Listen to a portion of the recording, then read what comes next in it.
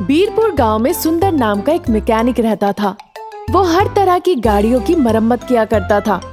वो हर किसी के साथ बहुत अच्छे से बात करता था और सबके साथ उसकी दोस्ती हो जाती थी आसानी से। गाड़ी रिपेयर करके जो पैसे मिलते थे वो अपने बेटे पर खर्च करता था ताकि महेश एक बहुत ही उम्दा मैकेनिकल इंजीनियर बन जाए, क्योंकि महेश बहुत ही बुद्धिमान था। उसका सपना था वो एक रिमोट कंट्रोल से 5 गाड़ियां एक साथ चलाए। उसके लिए वो दिन रात मेहनत करते रहता था रिमोट बनाने के लिए। जब वो इस काम में व्यस्त था, एक दिन रात के वक्त 11 बजे सुंदर अपनी दुकान बंद करके घर वापस आया। देखा महेश घर के बाहर दुखी होके बैठा है। फिर कहा, क्या हुआ, तुम अभी तक सोए नहीं? देखकर लग रहा है कि तुमने आज खाना भी नहीं खाया। बताओ मुझे, क्या दिक्कत है तुम्हें? मुझे बताओ। बहुत दिनों से मैं कोशिश कर रहा हूँ कि ऐसी सिंगल रिमोट बनाऊं जिससे 5 गाड़ियां चल सके, जिससे हवा में गाड़ी उड़ भी सके और जरूरत पड़ने पे वो अदृश्य भी हो जाए। पता नहीं कब हो पाएगा। देखो बेटा, सफलता एक रात में नहीं मिलती। इतने दिन से जो तुम कोशिश कर रहे हो वो कभी बेकार नहीं जाएगा। तुम्हारी माँ को तुम पर बहुत विश्वास है। तुम जरूर कर पाओगे एक ना एक दिन। तुम जो पाना चाहते हो वो तुम्हें जरूर मिलेगा। बस कोशिश करते रहो। मैंने माँ से वादा किया था, मैं उनके लिए जरूर सफल होऊंगा। अब मैं कभी दुखी नहीं होऊंगा। इस तरह कुछ दिन निकल जाते हैं। सुंदर अपने काम खुद ही करने लगता है। महेश ने जैसा सोचा था बिल्कुल वैसा ही एक रिमोट बनाया जो 5 गाड़ियों को चला सके, हवा में उड़ा सके और अदृश्य भी हो सके। ये सोचकर वो बहुत खुश था। उसने एक मैजिकल रिमोट बना लिया। जब महेश एक दिन रिमोट इस्तेमाल कर रहा था उन गाड़ियों को कंट्रोल करने के लिए, अजय जो जमींदार का बेटा था उस गांव में ही रहता था। महेश को देखकर उसके पास आया और कहने लगा, देखो, मैं जमींदार का बेटा हूँ। ये गाड़ियाँ मुझे बहुत पसंद है, मुझे दे दो, नहीं तो मैं नष्ट कर दूंगा सभी को।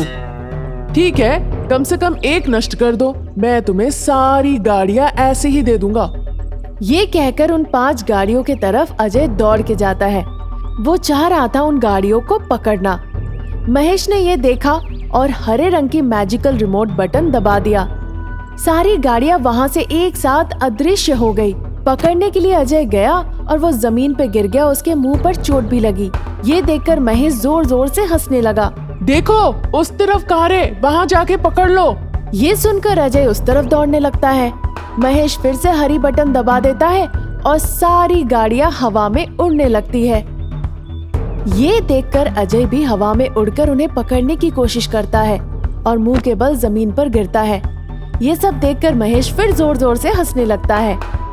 अजय बहुत गुस्से से वहाँ से अपने घर के तरफ चला जाता है और पापा जमींदार जोहर को जाके सारी बातें बताता है। उसकी बातें सुनकर, वो कौन है इस गांव में जो मेरे बेटे के ऊपर हंस रहा है और जिस चीज को मेरे बेटे ने मांगा उसने दिया नहीं? और कोई नहीं पिताजी, वो सुंदर का बेटा है। फिर देर किस बात की, जाकर उसकी गाड़ियां लेकर आओ। ये कहकर वो अपनी गाड़ी में बैठ के सुंदर के घर के तरफ निकल गए। थोड़ी देर में वो उनके घर पहुंच गए। वहाँ बेटा महेश और पिताजी सुंदर दोनों ही मैजिकल रिमोट कंट्रोल गाड़ियों को लेकर मजे कर रहे थे।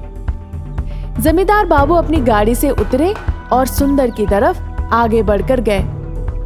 सुंदर जमींदार बाबू को देखकर कहने लगा, अरे जमींदार बाबू, इस तरफ कैसे?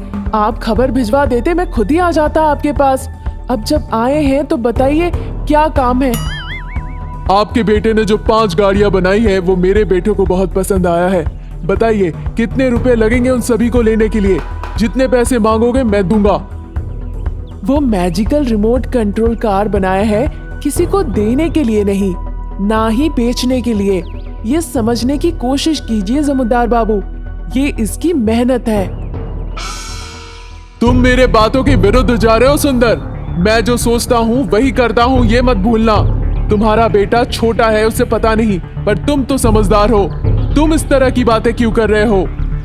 इस तरह से वो गुस्से से उसकी तरफ देखता है और अपनी हरकतों से उसे डराने की कोशिश करता है, पर सुंदर डरता नहीं। मैं नहीं दे सकता, आपको जो करना है कर लीजिए।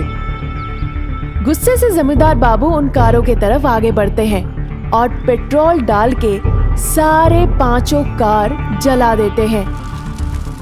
जब वो गाड़ियां जलने लगती है, ये देखकर महेश और सुंदर बहुत दुखी हो जाते हैं। जमींदार बाबू देखकर खड़े खड़े हंसने लगते हैं। थोड़ी देर बाद सुंदर और महेश भी हंसने लगते हैं। जमींदार बाबू समझ नहीं पाते हैं कि क्यों हंस रहे हैं वो चौंक जाते हैं, ये सोचकर कि आखिर में क्यों हंस रहे हैं। इस बीच आग में जलने वाली पांचों कार फिर से अपनी जगह पर पहुंच जाती है। देखिए, आपके पास पैसे हो सकते हैं, पर हमारे पास बुद्धि है। आप अपने पैसे देकर हम जैसे इंसानों की बुद्धि खरीद नहीं सकते, समझे? ना ही उन पर आग लगा सकते हैं। इसीलिए उस तरह की चीजें आपके बेटे को शोभा नहीं देती।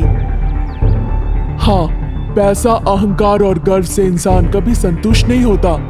तुम्हारे माता पिता बहुत ही खुशनसीब है तुम जैसे बेटे को पाकर।